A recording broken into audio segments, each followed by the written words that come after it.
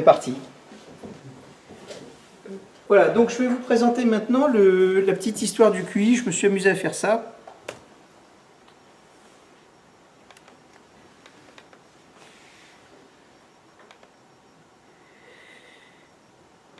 C'est celui-là. Alors, puis on fera une pause après. Je me suis amusé à reconstituer l'histoire du QI et des tests de QI, mais forcément avec ma vision de statisticien. En fait, tout commence vers la fin du XIXe siècle avec deux personnages importants, deux personnages clés. Galton, qui était le cousin de Darwin, et qui a fait une étude où il sentait qu'il y avait un côté héréditaire à l'intelligence, mais sauf que lui était parti sur l'eugénisme. Donc il avait pris une piste un petit peu parallèle. Mais il sentait qu'il y avait un côté héréditaire à ça. Sauf qu'il est parti sur la théorie des races. Et en 1890, c'est là où on a vraiment le premier point de départ. Donc finalement, à l'échelle de l'humanité, c'est récent, hein, c'est un siècle. Hein. On a un type qui s'appelle Cattell. Alors à ne pas confondre avec un autre Cattell qu'on va voir après, celui qui a fait le test, c'est pas le même, qui pour la première fois a dit qu'on pourrait faire un mental test, donc un test pour mesurer le QI, qui a commencé à émettre l'idée, mais c'est pas lui qui l'a fait. Et ça, c'est 1890, donc c'est finalement relativement récent. Le premier test qui a réellement été fait, c'est le test de Binet, enfin Simon et Binet, 1904, donc 14 ans après quand même. Et au départ, il a été missionné par le ministère de l'Éducation nationale pour détecter les enfants handicapés ou souffrant de handicaps mentaux pour les réorienter d'un point de vue scolaire. C'était ça la démarche. Donc le premier test de QI, c'était un test pour mesurer un peu le niveau de débilité de certains enfants et pas le niveau d'intelligence. Mais bien évidemment, si on met en place un test qui mesure l'un, on mesure également l'autre de façon indirecte. Et l'idée était d'orienter les enfants qui avaient peu de capacités scolaires. Donc c'est orienté enfants, scolaires, et on est là au tout début de... Et Binet a mis en place une première échelle de mesure, qui était son propre barème. Alors, je n'ai pas voulu développer, mais il y en a eu plein. Il y a eu l'échelle 1904, 1908, 1911. Enfin, on sentait qu'en termes d'échelle, il avait des variations. Mais en gros, il avait trouvé un système pour mesurer l'intelligence, enfin la non-intelligence, et un mécanisme d'échelle. Et oui, un point important aussi, c'est que ça ne faisait pas appel aux connaissances, mais au développement mental. Ça, c'est sur le papier, parce que j'ai vu les items.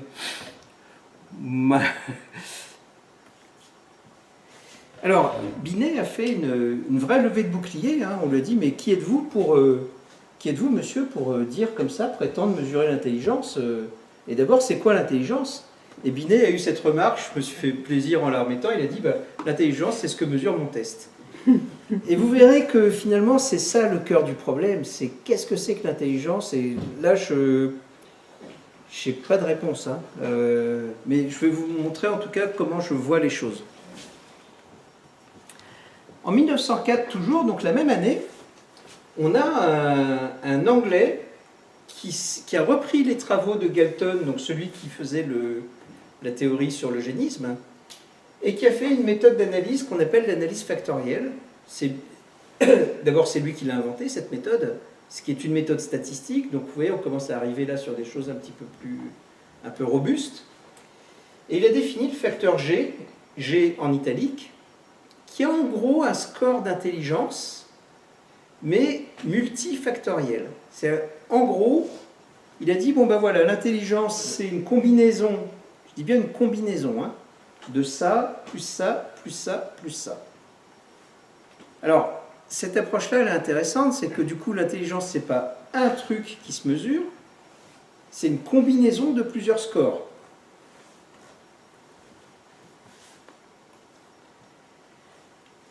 On arrive en 1912,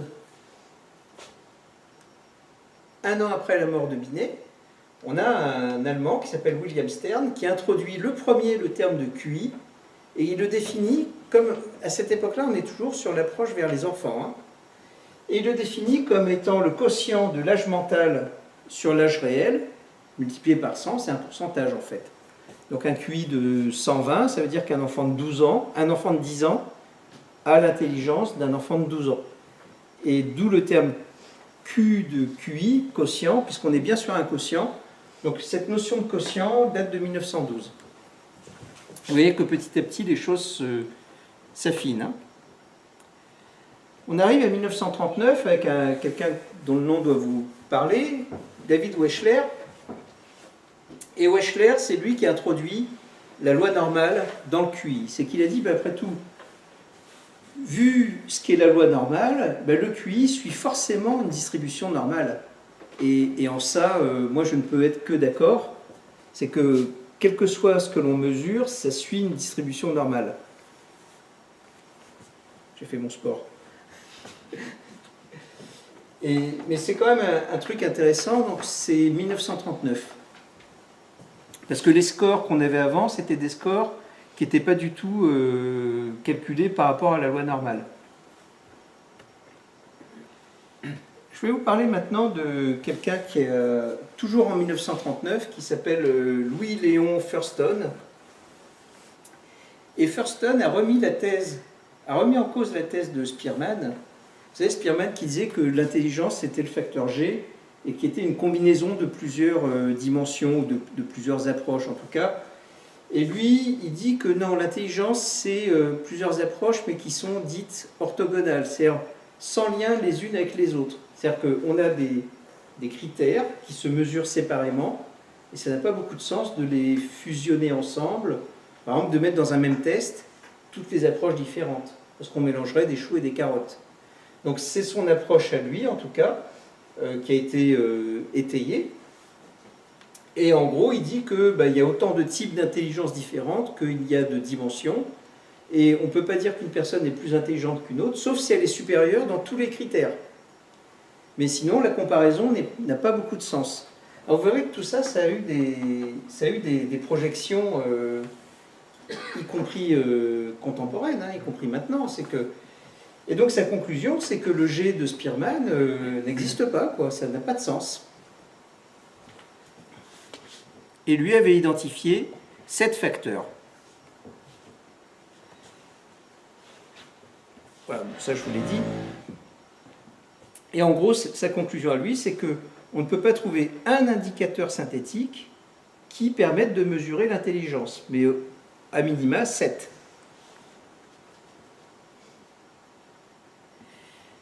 J'arrive en 1966 avec un type qui s'appelle Zazo, c'est pas une blague.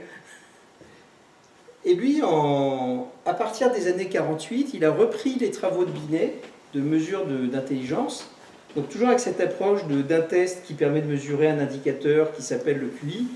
Et lui, d'abord, il a réactualisé, alors toujours sur les enfants, mais il a fait une étude importante, hein, 550 enfants, donc significatif d'un point de vue statistique. Et en gros, ce qu'il a remarqué, et je vous en reparlerai après, c'est que la population avait changé, la population avait évolué, c'est qu'il fallait réactualiser les tests. Il a remarqué un deuxième truc, c'est que Binet, finalement, son approche, elle était pas mal, mais elle n'avait aucune valeur scientifique, statistique. C'est qu'il était un petit peu fâché avec les stats, il avait fait un truc, mais qui finalement était plus de la philosophie ou de l'observation avec un réel fondement scientifique. Et Zazo a fait une échelle, je vais vous la présenter juste après, pour réactualiser en fait les travaux de Binet. Alors voilà par exemple le genre de choses, alors je n'ai pas tout repris, hein, j'ai pris juste un petit extrait, mais par exemple nommer 4 couleurs, Binet en 1911 il l'avait mis, c'était normal à l'âge de 7 ans. Et lui il l'a réactualisé, il a dit non, 4 couleurs maintenant c'est 4 ans. Alors c'est vrai qu'entre les deux il s'est passé 50 ans, quoi. Donc l'éducation a changé, la manière d'élever les enfants a changé. Et ce qui était vrai en 1911 n'était peut-être plus vrai en 1949. Mais il a remarqué qu'il y avait quand même nécessité de réactualiser des petites choses, distinguer le matin du soir, redessiner un carré, etc. Il a réactualisé, il est reparti de l'échelle de Binet, il a développé, il a réactualisé, il a complété, il a fait un calcul de score, et il a inventé ce qu'on appelle la NEMI, c'est la nouvelle échelle métrique de l'intelligence, en 1966. Alors ça, c'est contemporain, puisque ça a été réécrit et réétalonné encore en 2006, et on appelait ça la NEMI 2. Logique, hein. Donc on est sur cette approche-là que l'intelligence est quelque chose qui se mesure de façon combinatoire finalement. Alors voilà des exemples de la NEMI 1 de 1966. Vous voyez que c'est très orienté école. Alors je n'ai pas tout mis, hein, c'est juste pour vous donner une idée. Mais par exemple, à 3 ans, l'enfant peut montrer son nez, sa bouche, son œil. À 4 ans, il est capable de répéter 3 chiffres. À 5 ans, il est capable de nommer les couleurs, de distinguer le matin, l'après-midi, le soir. À 6 ans, il distingue sa main droite de sa main gauche. À 7 ans, il peut donner la date du jour, et ainsi de suite. Donc ça permettait d'étalonner et de positionner les enfants par rapport à un référentiel, finalement, et de voir ce qui était... voilà, si à 7 ans, vous avez les capacités d'un enfant de 4 ans, ben voilà, c'est une manière de mesurer l'intelligence. J'arrive à 1967 avec Cattell, l'autre, à ne pas confondre avec le Cattell de 1890, qui a parlé pour la première fois de test, de mental test. Ça, c'est un autre qui était psychologue. D'ailleurs, en 1890, il n'était pas né. Hein. Cattell a créé un premier vrai test qui est toujours dans cette lignée NEMI, Binet, etc. Il appelait ça le CEFIT, ou Culture Fair Intelligence Test, en 1967.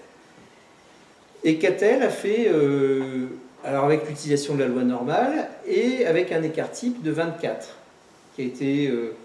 moi, ça me fait rire d'ailleurs, mais bon, je vous expliquerai pourquoi après. Par contre, Cattell, il est parti également sur la voie de l'eugénisme et sur les partis racistes et des choses comme ça. Enfin, il a eu une approche assez bizarre.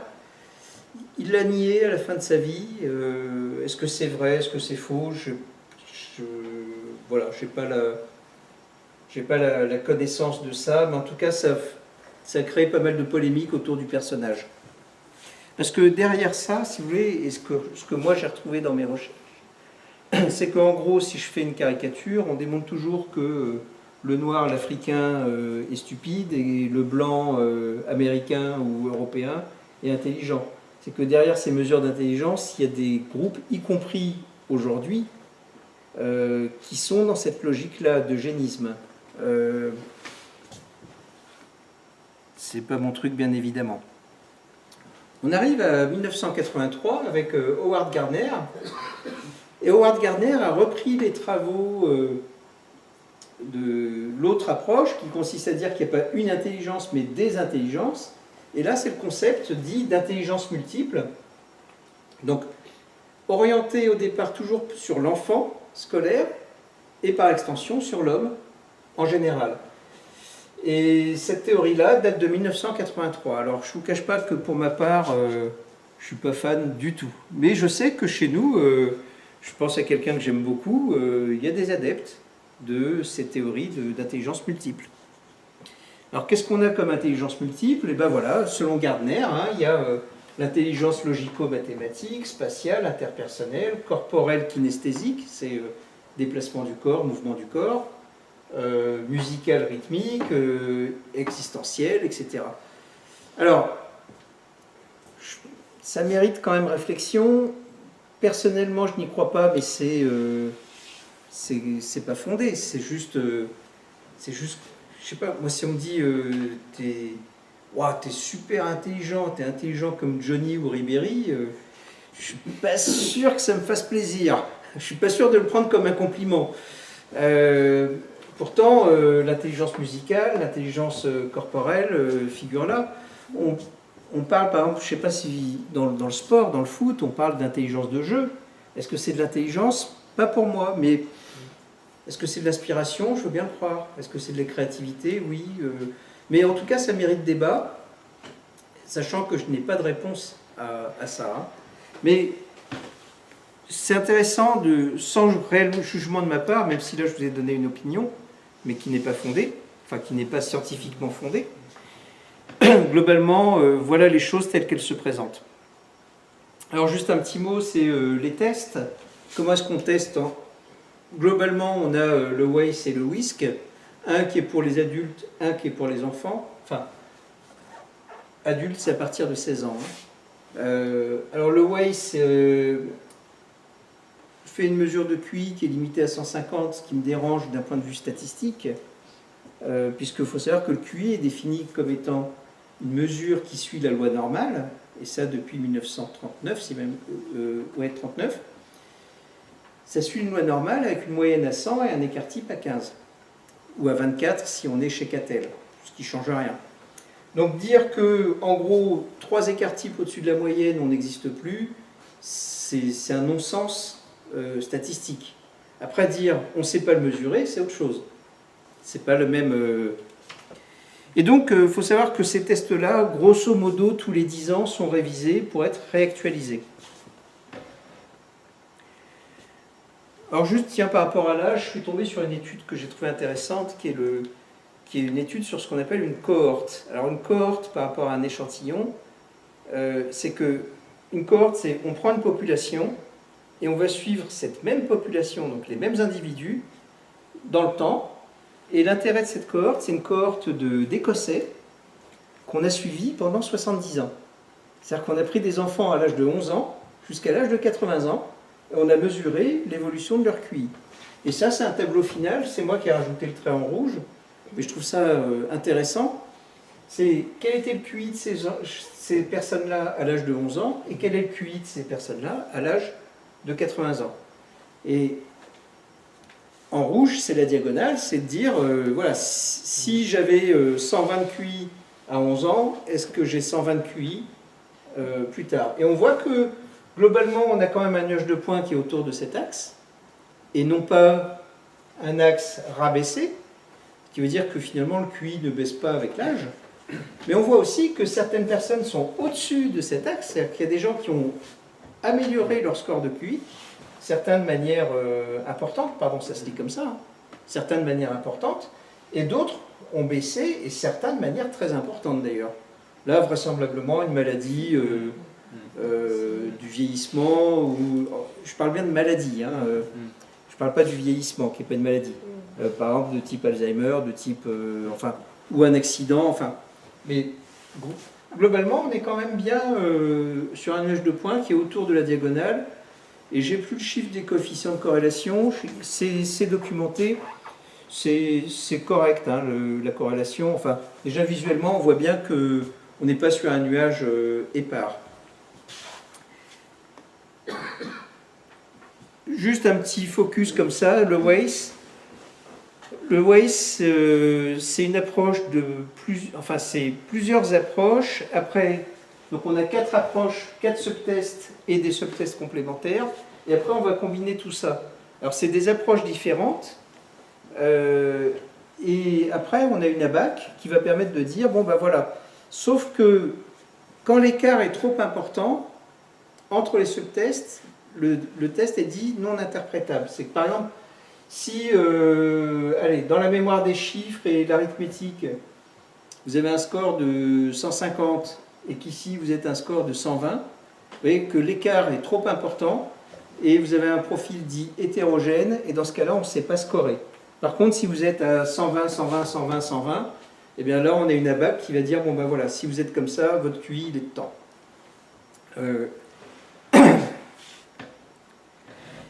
Juste pour terminer, je vais vous parler de 2 choses. La première chose, c'est l'effet Flynn. Beaucoup connaissent ici, mais Flynn, c'était un chercheur néo-zélandais. Il a remarqué que le QI augmentait dans le temps. Et en gros, tous les 3 ans, on prenait un point de QI. En fait, on prenait 3 points tous les 10 ans à peu près. Donc, c'est intéressant parce que ça explique notamment le coût des couleurs ou le test de Binet. C'est que quand Binet a fait son test au tout début des années 1900, Et quand 50 ans ou 60 ans après, Zazo est passé derrière, en 60 ans, le QI des enfants avait évolué vraisemblablement par l'effet Flynn. Par contre, ce qui est très intéressant, c'est que il y a des études très récentes qui montrent que grosso modo, depuis le milieu des années 90, le QI moyen de la population diminue. Je n'ai sélectionné que les études sérieuses, hein, parce que là, après, j'ai lu des trucs un peu fantaisistes. Alors, on ne sait pas trop l'expliquer encore. Est-ce que c'est... J'ai mis une référence, par exemple, une vraie référence scientifique. Est-ce que cette baisse de QI est liée à... Il y a plein de théories. Hein. Alors évidemment, les eugénistes disent oui, mais ça, c'est l'immigration. C'est le métissage qui fait baisser le QI. D'autres disent on a atteint un maximum. D'autres vont mettre en cause les méthodes d'acquisition scolaire. Personnellement, je pense que TF1 ne fait pas forcément de bien au QI. Notamment la télé-réalité et le fait de monter en star des gens qui parfois se demandent ce que fait Nelson Mandela dans une chambre d'hôtel ou ne comprennent pas que la Lune est un satellite qui ne permet pas de capter la télévision. Qui se demandent si c'est la même Lune au Mexique et en France. Enfin voilà. Quand on présente ces gens-là comme des références et des stars, je comprends que, que les gens soient un peu abrutis. En tout cas, c'est bon. C'est une de mes hypothèses sur lesquelles je pense qu'il y aurait matière à creuser, quoi. Mais sans doute que la vérité est plus complexe que ça. En tout cas, sachez que le QI moyen a augmenté vraiment régulièrement, c'est ce qu'on appelle l'effet Flynn, et que grosso modo, depuis une vingtaine d'années, on assiste à une petite baisse qu'on ne sait pas encore expliquer pour le moment. Et là, tu parles justement d'une moyenne du QI selon quel test? Le WISE et le WIS? Alors, justement, ce qui est intéressant, c'est les études qui ont permis de détecter ça. Ce sont des tests, par exemple, il y a une étude qui est très connue, qui fait référence en tout cas parce qu'elle est sérieuse, qui est au Danemark, qui a été faite par des universitaires, des chercheurs, qui a été sur les conscrits. Donc tous les gars qui se présentaient au service militaire passaient tous le même test, et donc ils ont bien vu l'évolution sur 50 ans, puisque c'était toujours le même test. Ils ont bien vu que les scores moyens augmentaient, et puis que là, depuis une quinzaine d'années, ça diminue. Et il y a eu d'autres études qui... Enfin, ce qui apparaît là, c'est qu'on a vraiment plusieurs études qui ont l'air de montrer un mouvement qui va dans le même sens. Mais le phénomène est relativement récent, mal mesuré. Déjà, on mesure mal le QI tout court. Alors, l'évolution du QI moyen dans des conditions rigoureuses, il y a un truc en tout cas. Alors, en conclusion, moi je dirais que grosso modo, on a des approches différentes et pas consensuelles et pas tranchées. C'est est-ce que le QI finalement c'est un truc qu'on peut synthétiser dans un indicateur qu'on appelle le QI, même si le mot quotient est un peu galvaudé puisque c'est plus du tout un quotient. Peut-être coefficient d'intelligence, ça serait peut-être mieux, mais peu importe. Ou est-ce que finalement il n'y a pas une intelligence mais plusieurs intelligences? Là on part sur les théories de Gardner et d'intelligence multiple, et qui sont... on peut avoir des intelligences multiples, et la comparaison de l'un à l'autre est difficile, puisqu'on est sur des choses différentes. Voilà, on n'a pas la réponse, moi j'ai juste mis ça sous forme forcément de question, hein, puisque culturellement, il y a un coin de ma tête qui fait que quand on me pose une question, je réponds pas à une autre question. Yacine, je ne sais pas ce que tu en penses. Mais... Pourquoi tu demandes? Voilà. Mais voilà, moi je dirais, dites-moi ce que vous voulez mesurer, je vous dirai comment on le fait, mais déjà définissez-moi ce qu'est pour vous l'intelligence. Je crois que le cœur du sujet est là, et la réponse, on ne l'a pas. Voilà, je vous propose une petite pause. C'était dense, hein, je suis désolé. Ça a été ?